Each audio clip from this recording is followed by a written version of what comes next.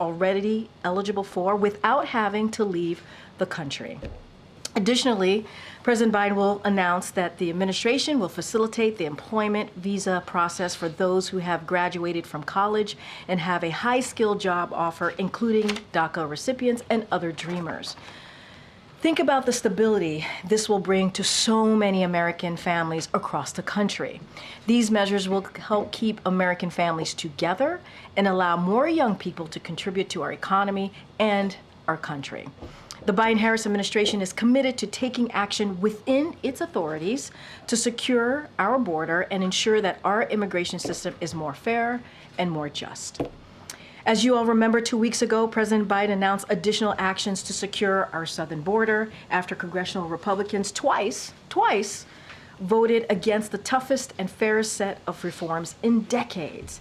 And while we are still in the early phase of implementation, encounters in between ports of entry are down and repatriations are up. However, we know that only Congress can deliver the additional personnel, resources, and policy changes needed to secure our border. And only Congress can deliver the comprehensive reform of our immigration and asylum laws that is needed to secure our border and make our immigration system work. We'll continue to call on lawmakers to do just that. Next, I also wanted to quickly address the extreme heat wave that we are seeing across the country. We know that extreme heat can be dangerous, which is especially true for older adults and people with underlying health conditions. We encourage everyone experiencing extreme temperatures this week to check in on their neighbors, drink plenty of water, and look for cooling centers if needed. Stay alert, listen to local officials and weather alerts, and visit heat.gov for more information on how to stay safe. And finally, this week through Thursday, June 27th, our administration will amplify the President's and Vice President's work to lower costs for hardworking Americans. The Cabinet and senior White House officials will travel across the country to discuss the Biden-Harris lowering costs agenda. From healthcare and housing to gas prices and groceries, we will lay out the full scope of the Biden-Harris lowering cost agenda in new products and speeches and make clear that congressional Republicans are putting the wealthy and the big corporations first with an agenda to raise costs for hard-working families. You all should have a full list of events through next Thursday in your inbox, and I know you all will look forward to those events across the country.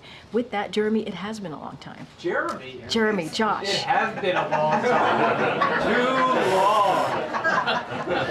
It has been too long. I forgot your name.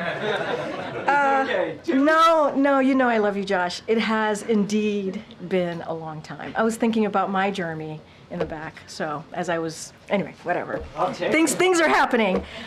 It's good to see you. It's good to see you. Good to see you. Two subjects. Yes. First, on immigration today, is the administration confident that U.S. citizenship and immigration services can handle possibly hundreds of thousands of new applications, given the current backlog of other immigration applications? So, look, we have always said, and I said this at the top, like the way that we would love to move forward is in a more balanced approach, obviously, and get that bipartisanship from Congress.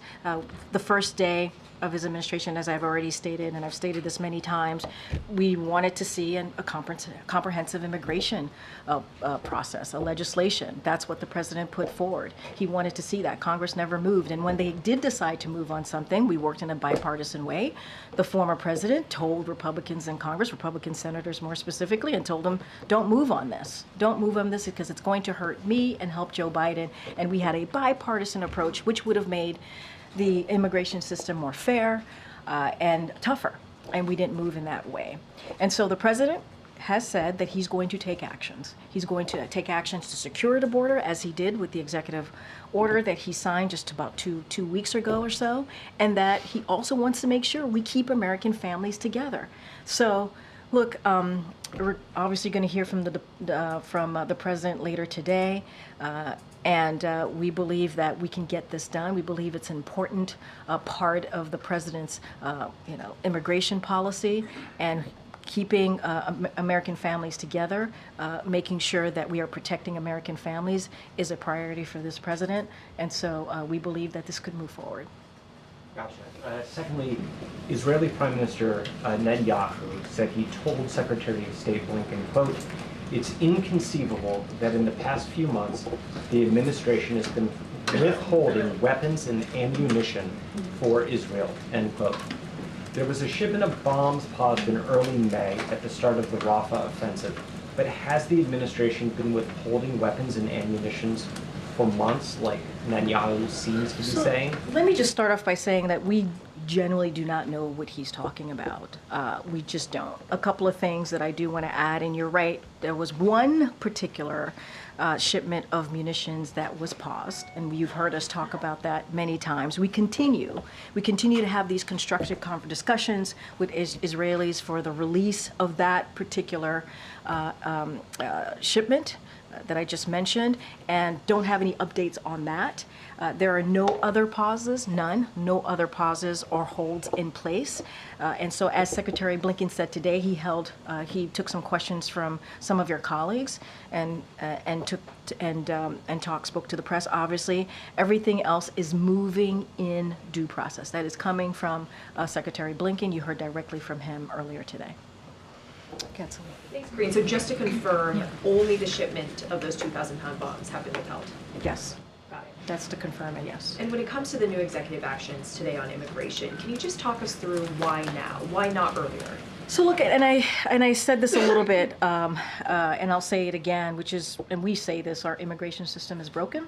It has been for some decades. The president wants to have a comprehensive legislative fix. That's the process that we actually want to take, and that's why he did on day one. And so, look, we want to see a balanced approach. We want to see a bipartisan movement on this, but Congress has failed to act. They just have.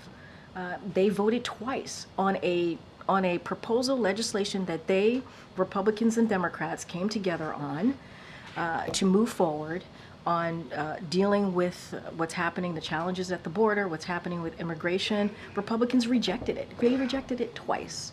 And so announcing these actions to keep families together, we're talking about American citizens and their families, to keep them together. We're talking about young people who contribute. They are contributing to the economy. They are contributing to their communities.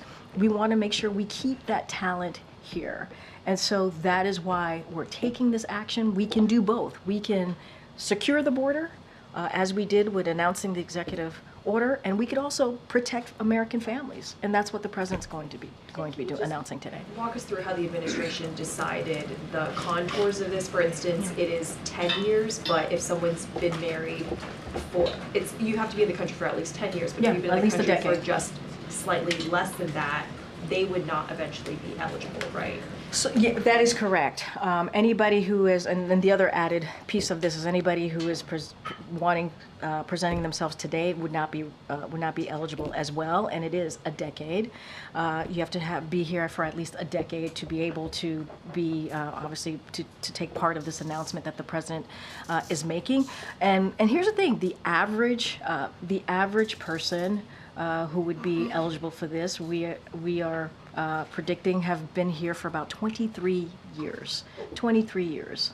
But what do you say to those families, who have a member who's been here for like 9 years and 11 months? No, I hear you. So they'll never have a chance? I mean, look, the way to actually deal with this is to have a comprehensive immigration legislation, is for Congress to do their jobs and to move forward. And what we have seen is Republicans getting in the way because of what the last president said. And that is the way that we want to see this moving. I have said this many times, we want it to move in a balanced approach. And that's how we had seen this process. That's going to be part of this announcement, obviously. But Congress, they have to fix this. In order to actually fix this broken immigration system, Congress has to act. We are going to do everything that we can to move forward in a way where we are obviously protecting American families and also dealing with the challenges at the border, trying to fix a broken immigration or deal with a broken immigration system that's been broken for decades. And this is one process, one announcement that we're moving forward with. And and the president is always going to look for other ways to deal with this broken immigration system. But honestly, Congress has to act. They have to act. Go ahead, Alicia. Karine, do you have any details about the time frame and when people can actually start applying for this program? So don't have anything to share on the actual timeline on this. We want to make sure, again, that our border is secure. We want to make sure that we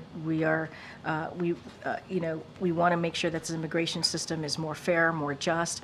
Don't have anything on the timeline. I'm sure DHS may have more on that specific question that you have. And then just following up on Selena, given the amount of time it's going to take to process the applications, given the fact that it could all be undone if there's a new administration, am I hearing the reason why the president didn't do this sooner is because he thought Congress would do it?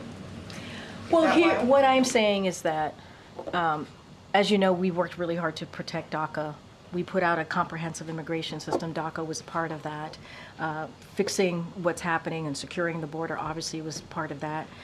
Fixing an immigration policy that's been broken for decades obviously was part of that. That's why it was comprehensive. The president has been focused on this since day one and worked with Republicans and Democrats in the Senate to try to figure out how do we move forward with a policy that's fair and just. And we believe it is still the way to go is to do this through Congress, to do this in a legislative way. And so the president is always going to look, and you hear us say this often, the president's going to look for different ways to move forward on dealing with this broken system that we have. We're always going to find ways. 2 weeks ago, we made an announcement and he signed an EO on securing the border. We did that. But we've taken more actions than that before, leading up to that EO. And today we're making this announcement on protecting American families. So look, we would rather see Congress act. That's what we want to see, and do it in a comprehensive way. They should, take a look at the legislation that we put forward on day one, or go back to their bipartisan proposal that they put forward. So there are ways to do this, and the president said he will always look at different options, and this is one of them. How do you respond to Republicans who say this particular move is just an election year stunt? Look, I'm not here to talk about election year. That's not what I'm here to talk about. I'm here to talk about the president's policy and why he's doing this, because we have a broken immigration system. The president did this on his first day when he put forth a comprehensive immigration system. For about 2 months or so, coming out of last year, going into early this year, the president worked his team, he directed his team to work with Congress on getting done a bipartisan proposal to deal with immigration, and we were able to do that. We were able to do that with Republicans and Democrats in the Senate, and Republicans rejected it. They rejected it because of what they were told by the former president. That's politics. That's putting partisan first, right? That's partisanship, that's politics, that is doing something on behalf of someone who is currently a candidate for 2024. We have been saying since day one, we want to figure out how to fix this broken system.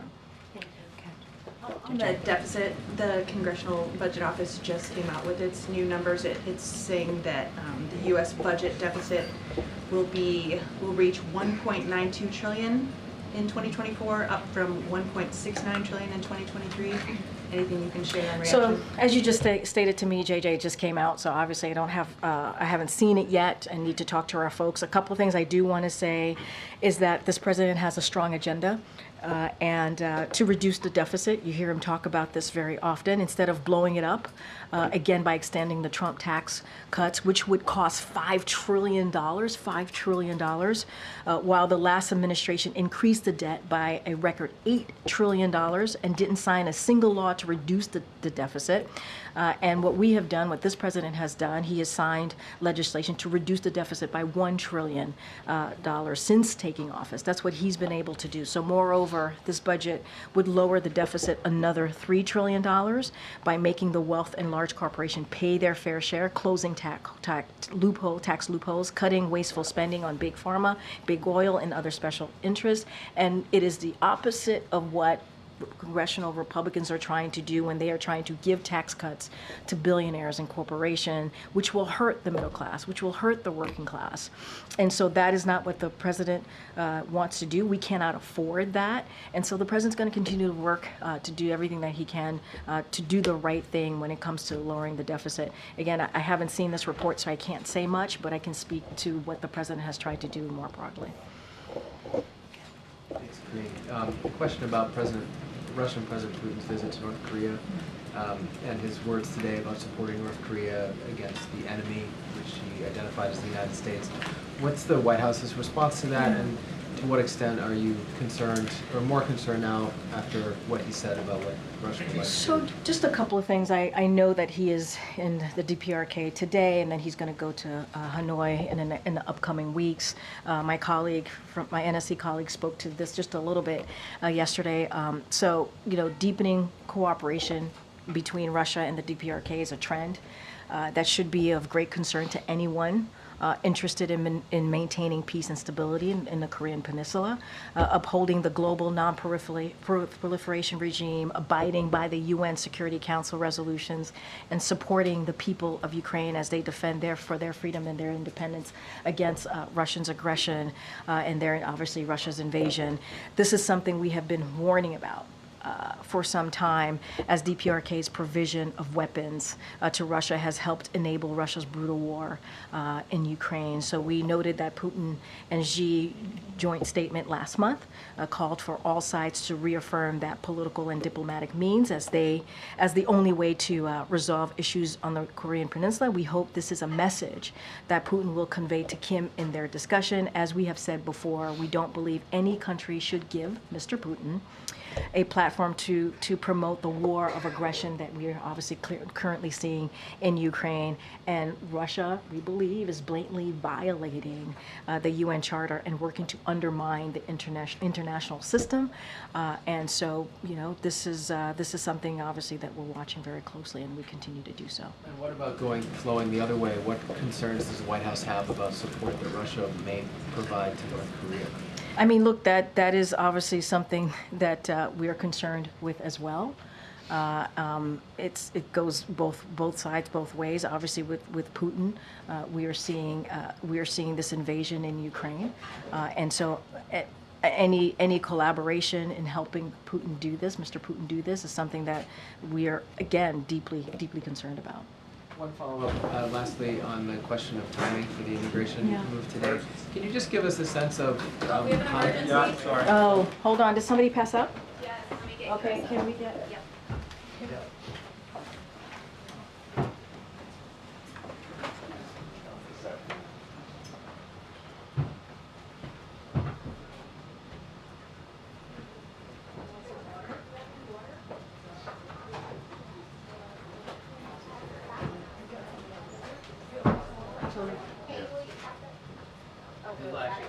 You can't see who it is. Okay.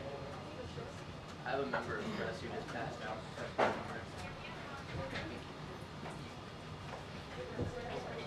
Are they up?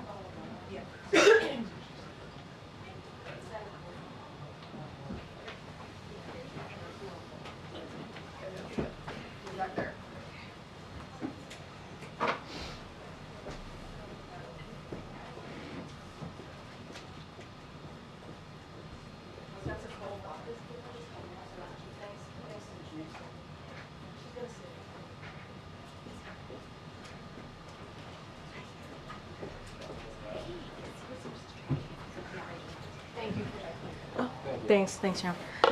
Okay, sorry about that. Hopefully she's okay. You're. Where's your heat effect, right? Yeah, I know. You are correct. It is hot in here. I was just asking a follow-up question. Yes. If we're all okay. I think we're okay. I think we're okay to move on. And does anybody need water? We're good? Do you want? Scotch, perhaps. Okay. That's a whole nother place, not here. It used to be standard, I think. Oh, really? Okay. Okay, go ahead, I'm sorry. No, not at all. Thanks for helping. With regard to the timing of the president's decision today. Oh, wait, hold on one second. Yeah. Hold on.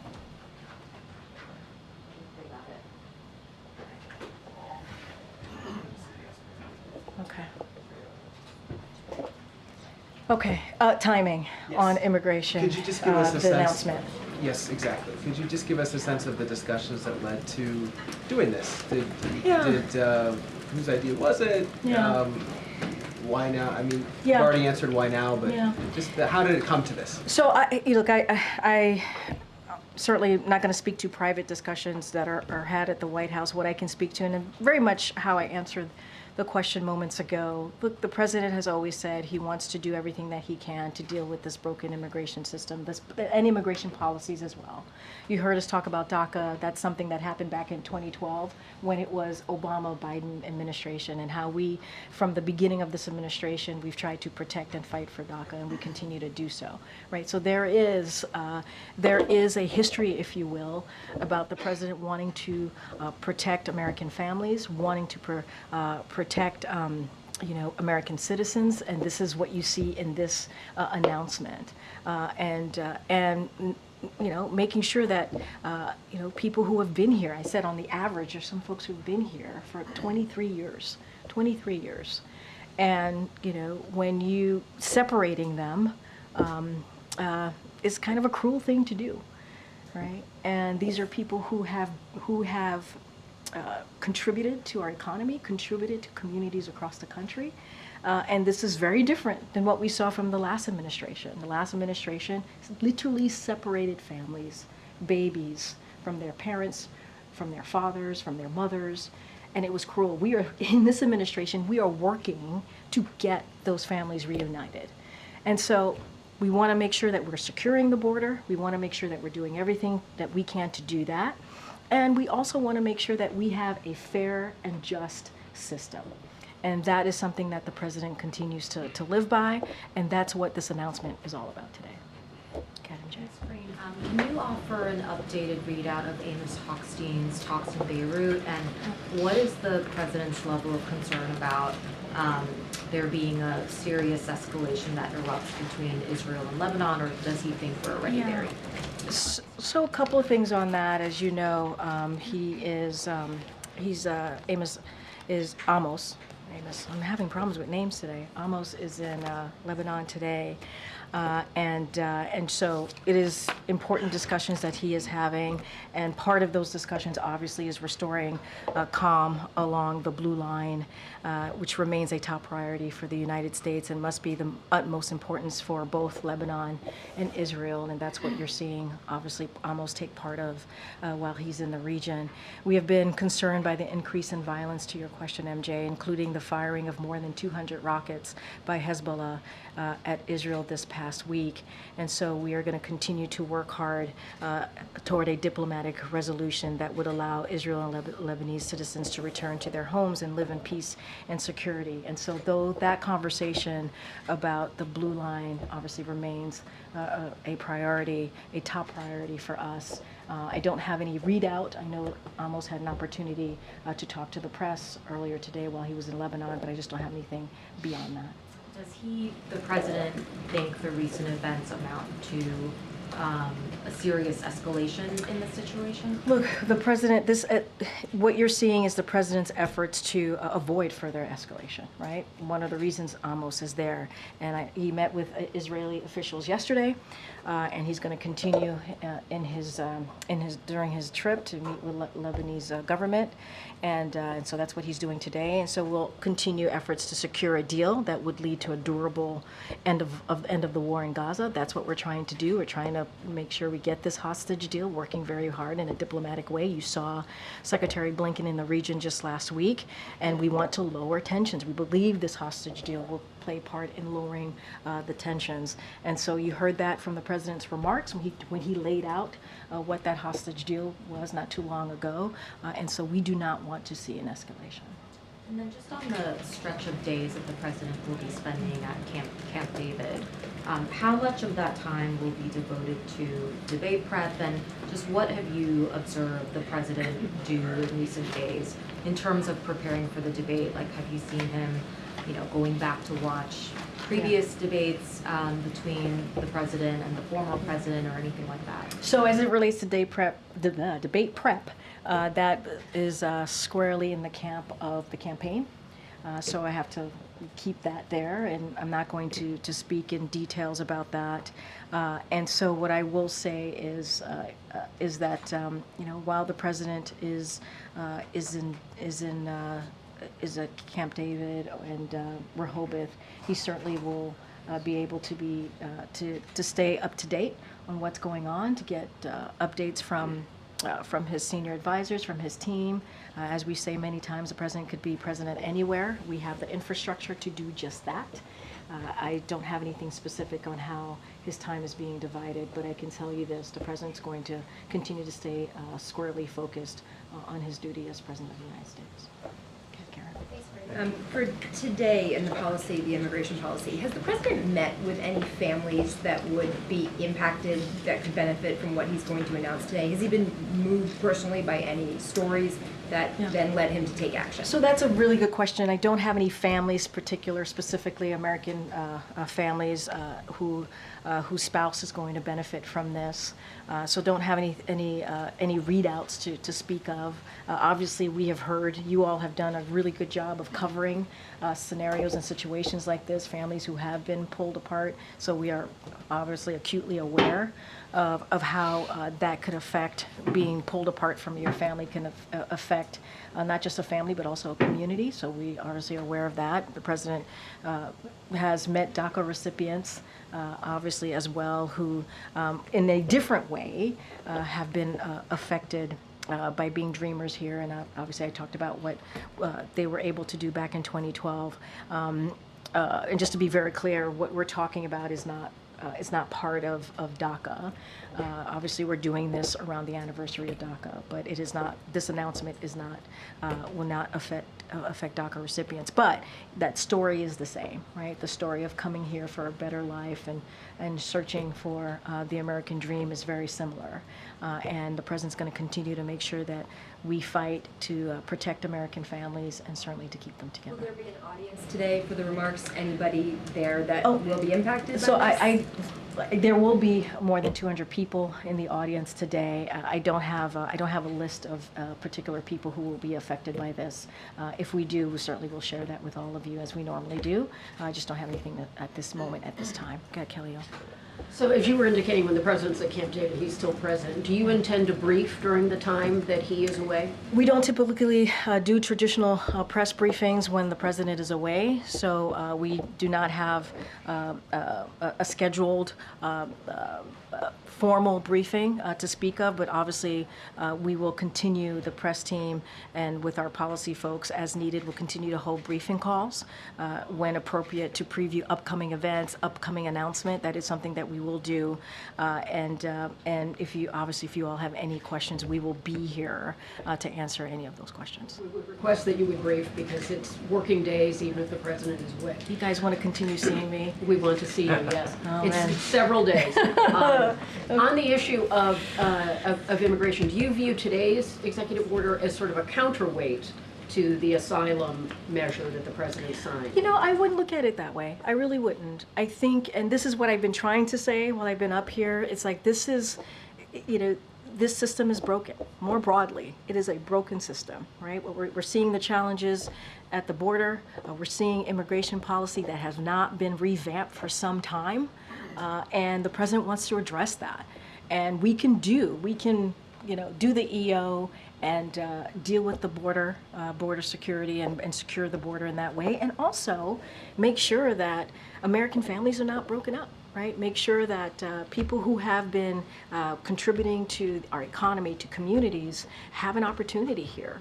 And so I think we're trying to really deal with a broad stroke of issues here, and that's what you're seeing this president do. And how does he find the balance between wanting to, as you describe it, keep American families together, to select people who've been in the country for a longer period of time, and then the sort of balance the fact that they would get some benefits that other immigrants would not get, and have reduced penalties and that kind of thing? How does he make that balance?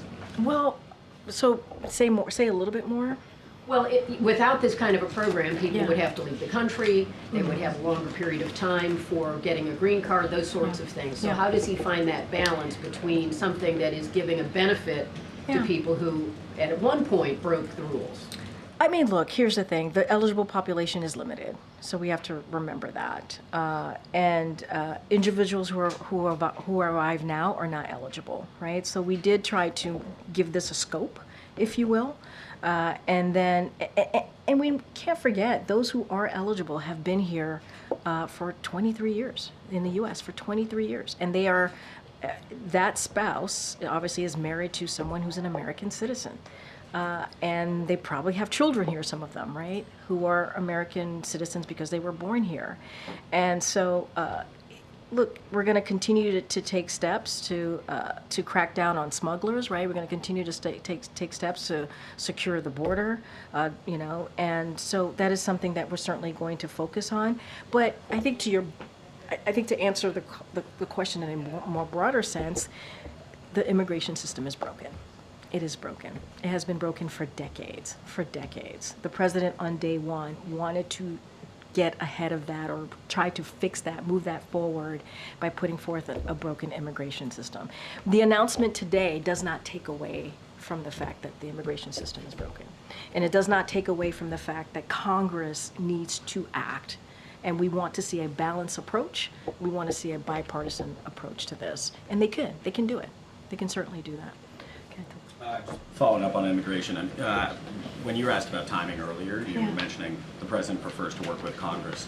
Yeah. Why not earlier this year, for example, or late last year? I know the bipartisan Senate bill was being worked on, but that didn't include parole in place for spouses or anything for DACA recipients. Yeah, I mean, look. It seems different. I hear you. Look, there's been many phases of this, obviously. There was first the comprehensive immigration proposal legislation that the president introduced day one, right? And then he's taken actions, right, from that moment until the bipartisan discussion was happening in Senate. Like, he's taken multiple actions, right? And then we had an opportunity late last year, early this year, to do that in a more balanced approach, right? To do that in the Senate with both Republicans and Democrats. So the president took that opportunity and directed his team to have those conversations. And we believe at that time, what the proposal that was being put forward was going to be fair, tough but fair. And I would say since then, since it was rejected by Republicans twice, the president has looked at every option. And we say that. We say that many, many times. We look at all options. And we try to figure out how we can move forward with these different options in different ways.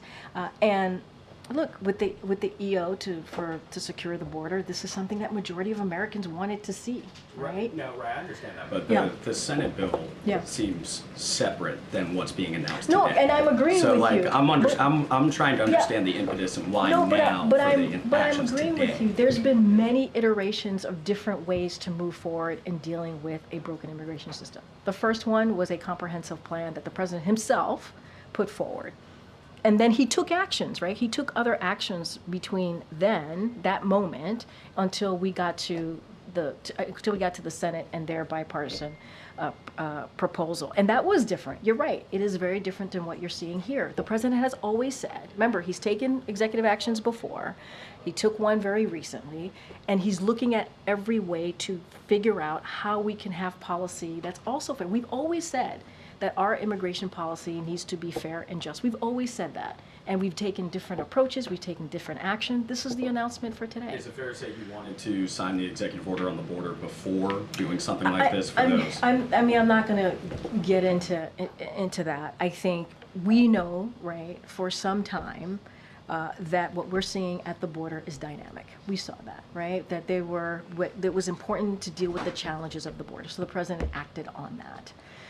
And we've always said that we need an immigration policy that's more just, that's more fair.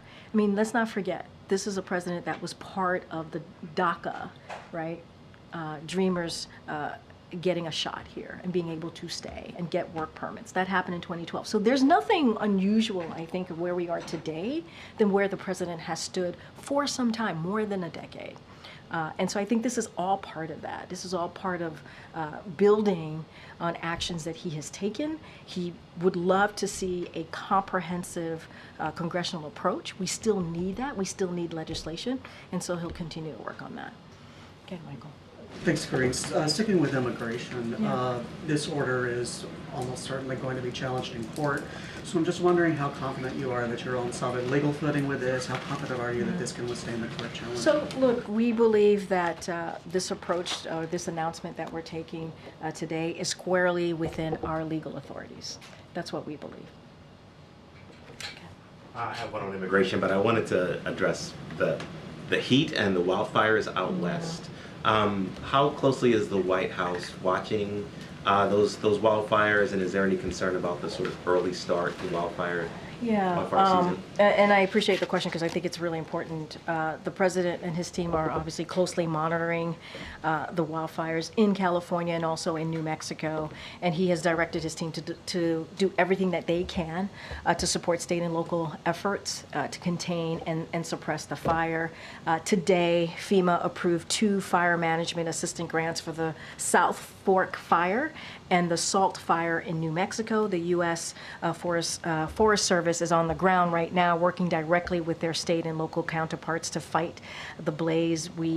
As we do any time that we're seeing these wildfires, we certainly urge residents in the area to listen to local officials and heed the evacuation warnings and orders. It is imperative and critical that they do that.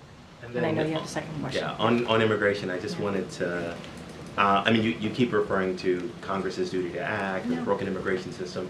Does the White House But feel it's that true. I keep referring to it because it's true. It's But true.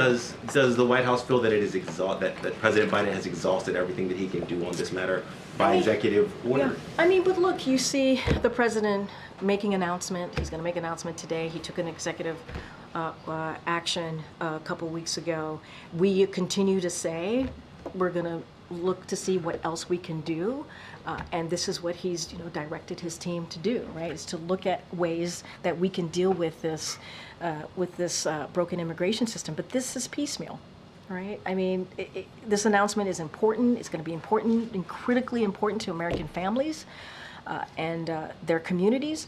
It's really important. But as I keep saying, in order to actually deal with this issue, we have to do it in a comprehensive way.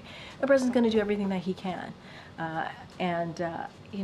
It is imperative for Congress to do their job and to fix the system that's been broken for decades.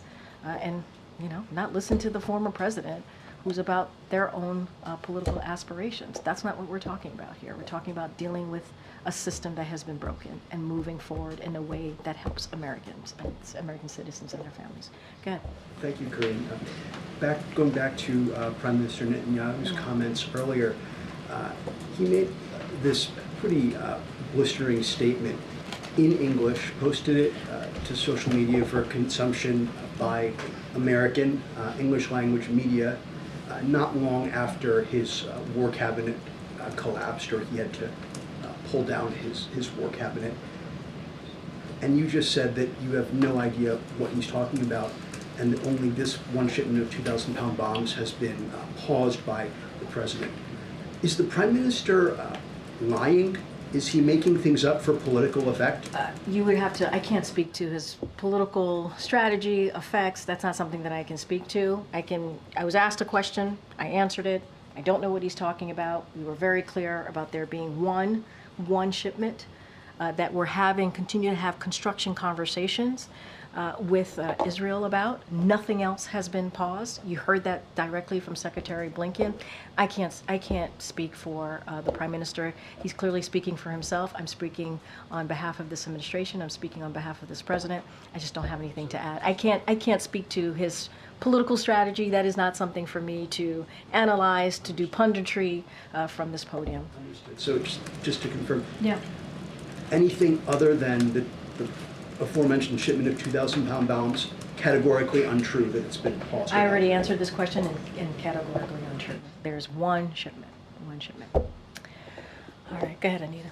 Thank you. I have a question about the Resolve Tibet Act and then another on marriage. Starting with the Resolve Tibet Act, China's warning that if the president signs it, there will be, quote, resolute measures, end quote, against the U.S. They're also protesting U.S. delegations like Nancy Pelosi who are going to India to meet with the Dalai Lama. So what is the White House's response to these threats from China, and does the president plan to sign this? I mean, look, the president's going to do what he thinks is best on behalf of the American people. That's what I can tell you. He's going to do what he thinks is best on behalf of the American people. I'm not going to get ahead of the president. Cool. All right. On marriage, It's hot, but sure, cool. sure.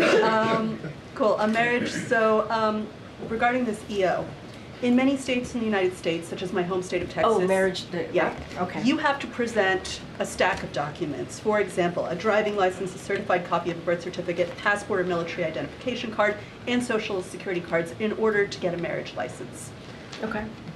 I just wonder if this puts some of these applicants in this Kafkaesque situation where they haven't applied for this. They may have an informal marriage or common law marriage, and would that make them ineligible for this executive order? Do you accept things like, for example, the Declaration of Informal Marriage form from states? So I appreciate, this is a process question. I appreciate the question. You're going to have to go to DHS to get specifics on that. I won't get into details of this, but that is something that Department of House. I'm concerned that, asking for what amounts to paperwork, legal paperwork, for people who are undocumented and have a lack of paperwork in many critical ways might put them in a binding position. Look, I think the bottom line here is something to remember, that there are American families, there are people who have been here for 23 years who are married to American citizens, and who have contributed into these communities, whether it's the economy or, as I said, in communities, and we want to protect American citizens, American families, and not separate them.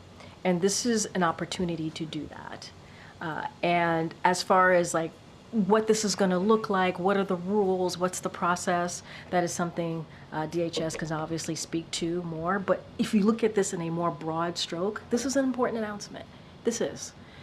As we're dealing with an immigration policy that is broken, that is arcane, that has not been updated in some time, the president is doing everything that he can within his power to deal with this situation. And look, I'm going to be a broken record, but it is important as I'm trying to make my point here. Congress needs to act to actually have a comprehensive answer here. To deal with this system. You would not be asking me this specific question if Congress would do their job, right? If they would actually take action and do their job. And so I think what's important is this announcement is going to matter. It is going to matter to American citizens who are here and have a spouse who have been here for more than a decade, participated in the economy, participated in their community. And I think that's important. Can I ask the last cricket question I promise I will ever ask? Did the president call the U.S. team after they beat Pakistan? And if, by some wonderful turn of events, they do win the tournament, will he be inviting them to the White House? What's the interest in the cricket team? No, it's great. I'm just... Are you serious? Because I can answer that. Oh, yeah, no, I'm serious. Okay, so there are 5 million people of subcontinental origin in the United States. Add to that 13 million people of West Indian origin in the United States. You may see us everywhere. Yeah. But in terms of sports icons, we're thin on the ground. Okay. To see them with the word USA on their chests. That's pretty dope. Beating the British at their own game. Yeah. Super satisfying. Now that's cool. Now that's yeah, cool. It's a decolonization metaphor wrapped That's in cool. sports. So like we said yesterday, we certainly congratulate the U.S.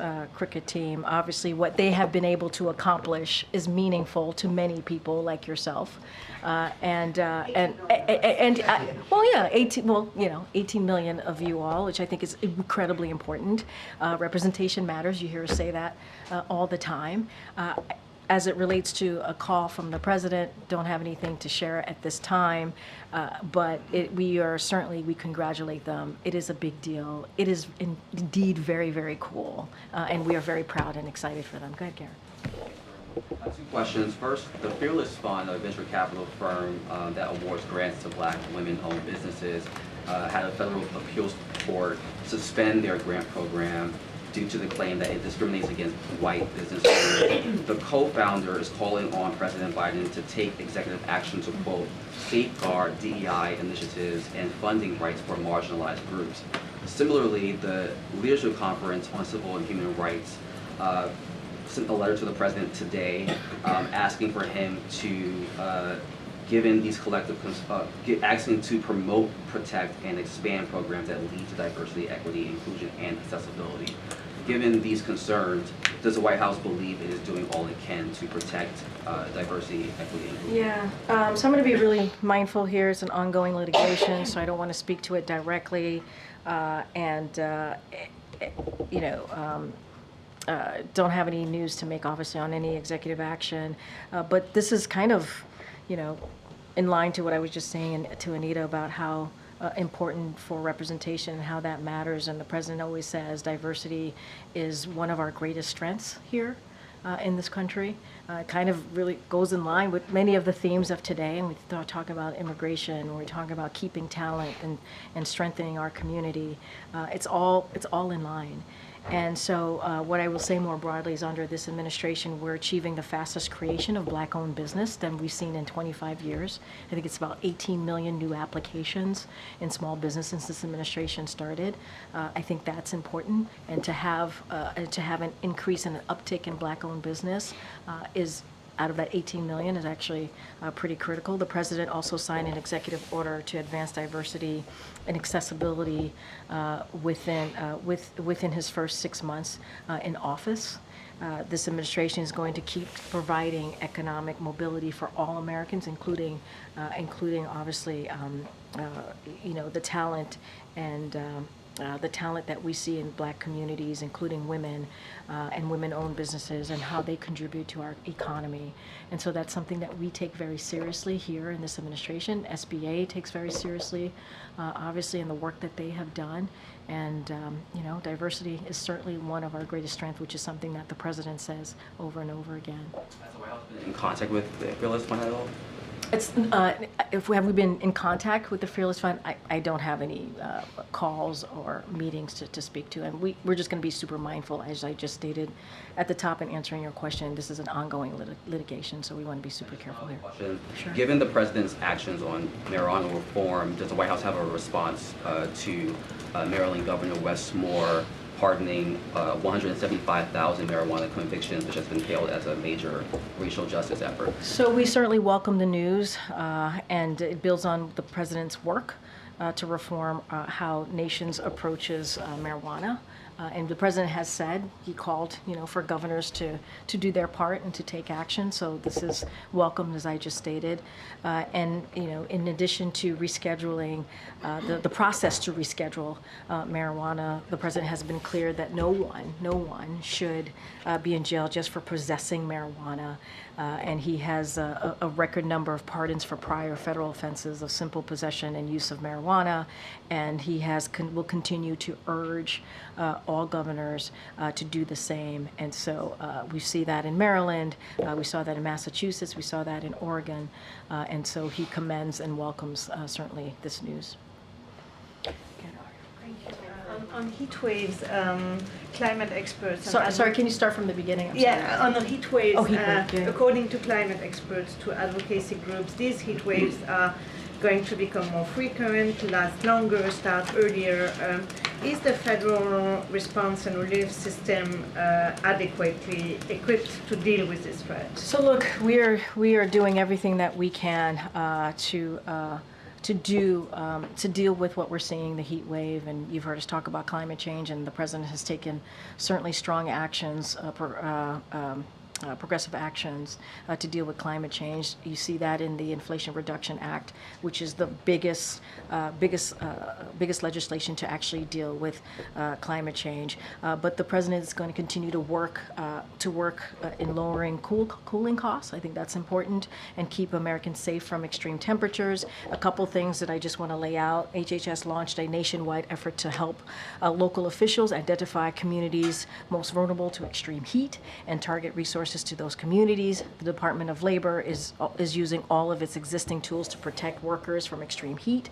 Since 2022, they have conducted over 5,000 federal heat-related inspections, and we have provided billions of dollars to cities nationwide to help build resilience against climate impacts like heat wave, including by expanding access to cooling systems for public housing residents. This is why the Inflation Reduction Act, which by the way only Democrats voted for it, was so critical and so important in providing those types of resources as well. I think I have to, go ahead, Jared, I have to wrap it up. Follow up to something that came up yesterday when you were asked about the president making comments about potential Supreme Court nominations. I was just curious, unrelated to the campaign, how far along is the president kind of thinking about who he'd want to nominate in the event that he has more nominations? Wow, that's way into the future. He brought it up sort of in the campaign, but is it something he's thinking about? I mean, look, as you said, you heard directly from the president. He brought it up in a campaign stop, obviously, this weekend in Los Angeles. I don't have anything more on the president's thinking or a list for you all at this time. But I guess what I like to say is stay tuned. Stay tuned. All right, everybody. Thank you so much. Thanks, Karine.